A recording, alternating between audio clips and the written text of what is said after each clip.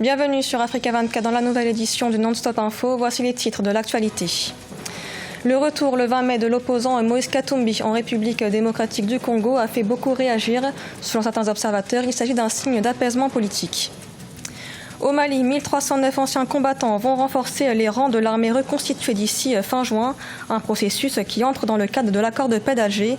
Ils devront restaurer la sécurité dans plusieurs régions du pays. Et puis le Nigeria devrait ratifier l'accord pour rejoindre la zone de libre-échange continentale africaine. Le gouvernement doit au préalable approuver le rapport d'évaluation de son impact sur l'économie nationale. Mais d'abord, en Centrafrique, plus de 50 civils ont été tués dans une série d'attaques ces derniers jours. Attaques attribuées au groupe 3R, l'un des groupes armés qui ont signé l'accord de paix le 6 février dernier. Selon le MINUSCA, le massacre a été perpétré près de la ville de Pawa, à la frontière avec le Tchad. Une enquête a été ouverte avec le soutien de l'ONU et 3 jours de deuil national ont été décrétés sur l'ensemble du territoire en hommage aux victimes. Après 3 ans d'exil, l'opposant congolais Moïse Katumbi est rentré en République démocratique du Congo ce 20 mai. Un retour signe d'un apaisement de ses relations avec le pouvoir depuis l'élection du président Félix Tshisekedi.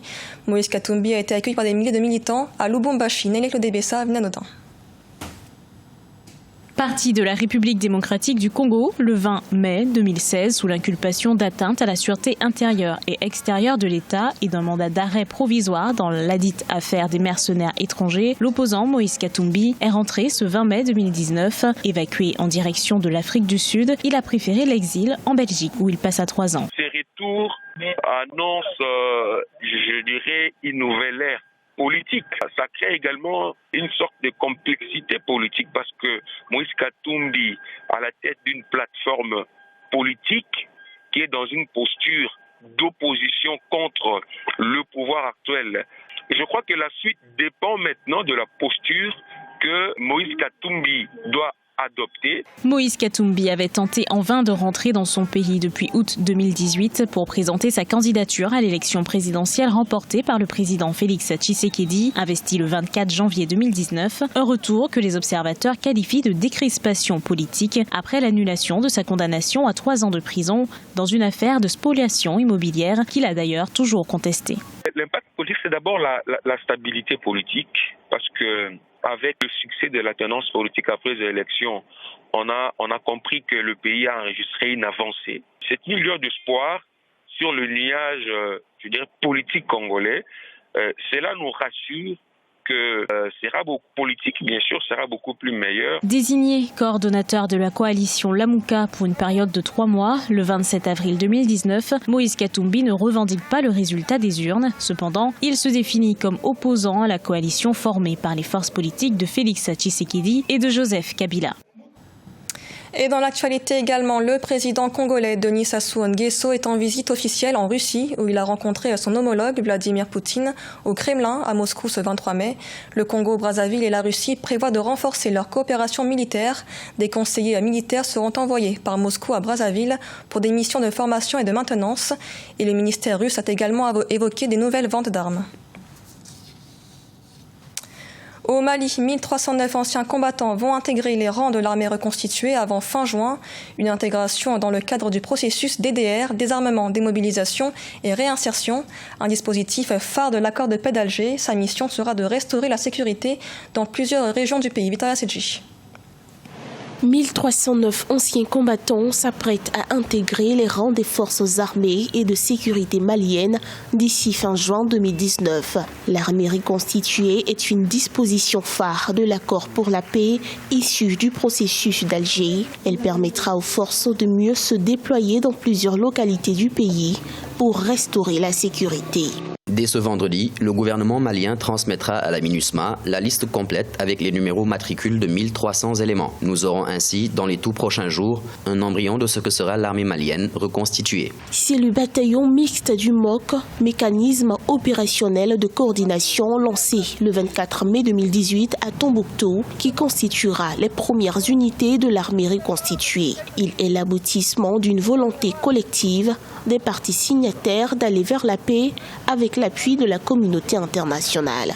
Il y a vraiment une question de confiance qu'il faut créer entre ces intégrés et, disons, les frères d'armes qui étaient déjà là. Parce que parmi ceux qui sont intégrés, il y en a qui étaient déjà dans l'armée régulière et qui avaient rejoint la rébellion. Donc, oui, au gouvernement de faire en sorte qu'il y ait vraiment la confiance entre les deux camps, que il n'y ait pas dans l'armée des gens qui se réclament d'eux ou d'eux. L'opérationnalisation de ce processus débute dès ce vendredi 24 mai 2019, selon la médiation internationale qui espère pouvoir obtenir un décret d'intégration dans les plus brefs délais. Le Nigeria devrait rejoindre la zone de libre-échange continentale africaine. Un accord sera signé quand le président Muhammadu Buhari aura approuvé un rapport d'évaluation de son impact sur l'économie nationale, une étude essentielle pour le pays qui craint que les produits étrangers ne ruinent son industrie. Michael Dingoswa.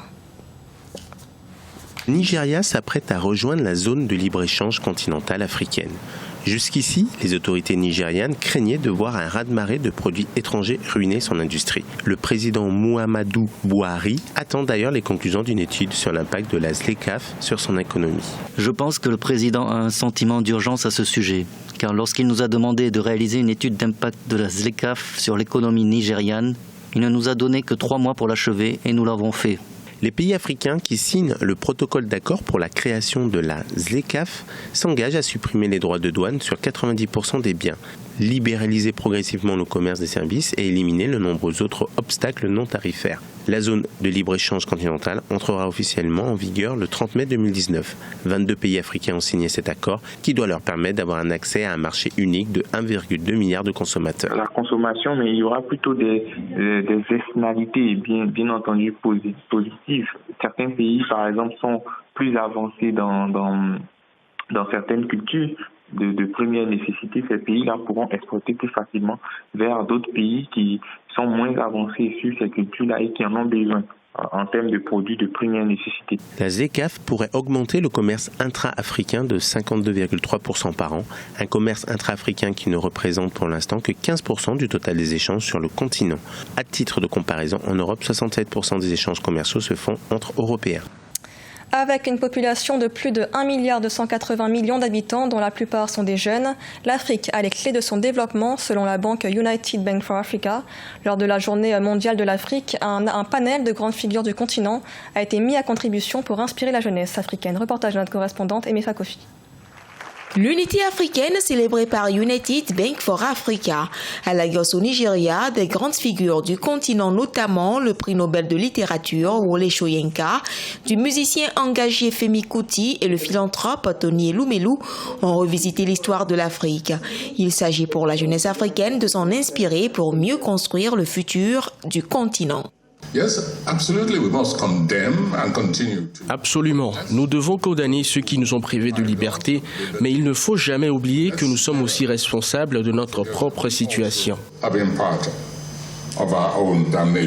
Pour les panélistes, que ce soit au niveau des infrastructures de base, l'éducation ou de la culture, la prise de conscience de la jeunesse africaine, mais surtout des politiques, reste une nécessité dans l'atteinte de l'unité africaine. Pensez-vous que la monnaie unique est possible sans décision politique? Pensez-vous que parler une même langue est possible sans une décision politique? Le peuple doit par diverses pressions amener le politique à prendre au sérieux la question de l'unité africaine. Nous avons plus de 60% du capital humain composé de jeunes de moins de 30 ans que nous pouvons apporter non seulement au continent, mais au monde. United Bank for Africa, présente dans 20 pays africains, croit au potentiel culturel et économique du continent. La Journée mondiale de l'Afrique est célébrée le 25 mai de chaque année en souvenir au congrès fondateur de l'Organisation de l'Union africaine, créée en 1963, actuelle Union africaine. Ce journal a été réalisé par l'ensemble de la rédaction. Merci de l'avoir suivi. L'actualité continue sur Africa 24.